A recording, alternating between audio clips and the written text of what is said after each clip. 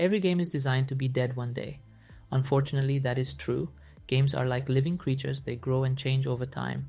Eventually, though, they can't keep going because of different factors like time, number of players, funding, difficulty, power creep, or lack of content. Some games are so great that they become immortal classics. But this is just a way of honoring outstanding projects, creators of the genre, or universes that open up possibilities for other media to develop further. It's not the full life of a game. Some games get a second, third, or even more chances to succeed through the release of new part. However, one misstep can make any new part the last one, no matter how great the game was before. But there is one genre, or more accurately, one game that follows a completely different format. It doesn't fit the traditional cycle of birth, development, and death that most games do. Instead, it's like a genetic algorithm that is reborn every season, preserving the best qualities of its previous iterations.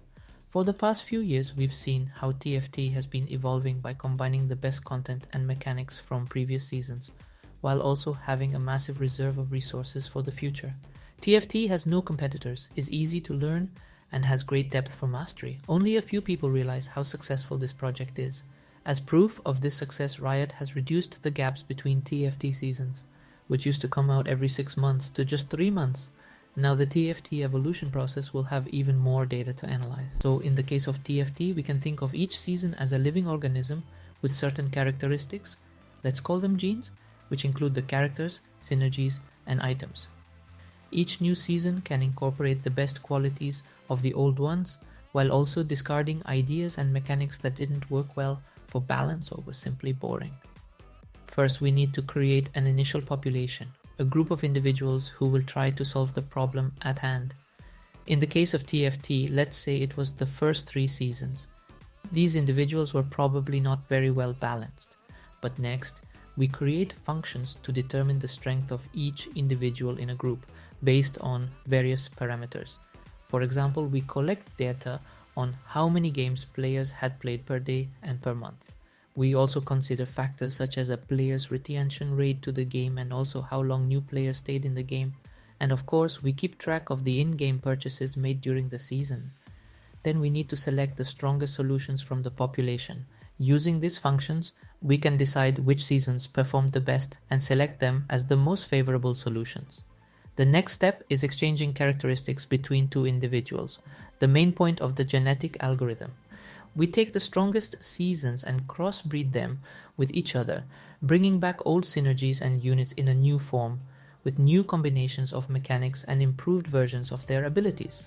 The 5th stage is the most interesting: mutation. With the crossbreeding process described above, the populations can become quite similar, and to maintain their uniqueness and help the learning algorithm discover new strong genes, mutation randomly replaces a part of it with its opposite. In the case of TFT, mutations come in the form of unique new mechanics that become more experimental, such as chosen, elemental hexes, dragons, shadow and radiant items, augmentations, and so on.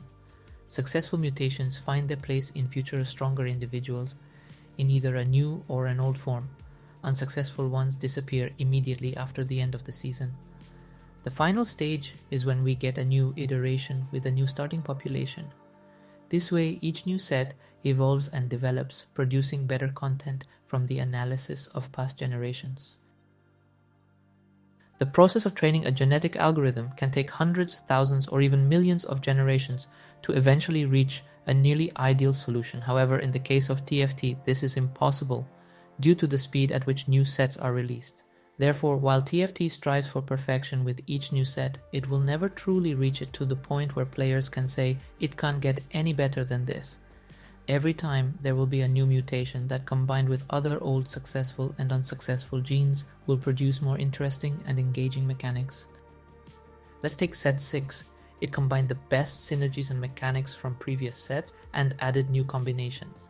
Set 6 also introduced a game-changing mutation, Augment, which added new excitement to the game. This mechanic was well received, and we can't imagine playing the game without it now.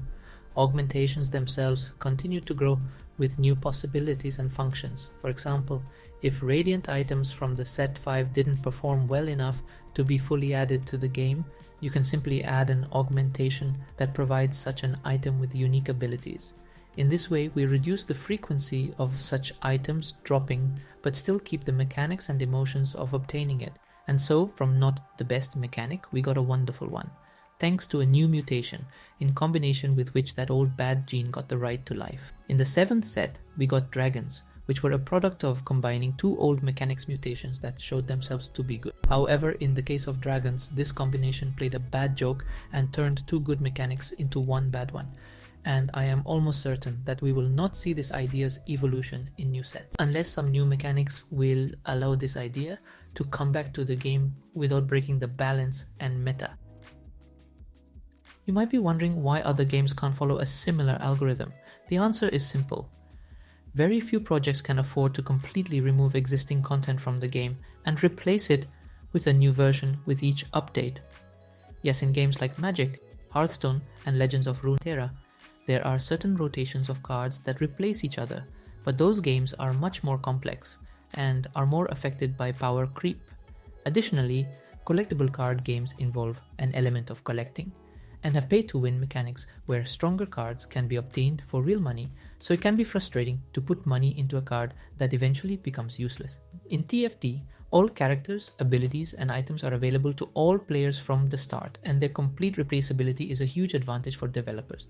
That's why, despite some similarities with genetic algorithms in the mechanics of development, CGGs can't compare to TFT. Riot Games made a brilliant move by reducing the gap between seasons and increasing the number of sets produced each year. They didn't sign their own death penalty by giving the game content too quickly. Instead, they allowed the genetic algorithm of TFT's evolution to work even faster. While other games are moving towards extinction at different speeds, TFT is evolving and improving, following a completely unique path of development. Thank you for watching, and if you have any thoughts to add to this theory, please share them in the comments below. And don't forget to subscribe to the channel for more videos. See you in the next one.